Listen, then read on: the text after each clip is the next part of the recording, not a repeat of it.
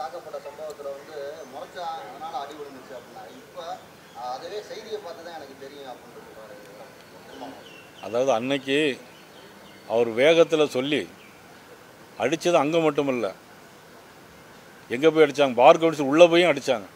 அவர் ஸ்கூட்டரில் வந்தார், லேசாக அடிபட்டுன்னு திரும்பி பார்த்ததுக்கு அடித்தாங்க. அப்போ அது மதிப்புக்குரிய திருமாவளவன் அன்னைக்கு என்ன சொன்னார்னா, நாங்கள் வந்து லேசாக தான் தட்டினோம், நல்லா அடிக்கலை அப்படின்னு சொன்னார்.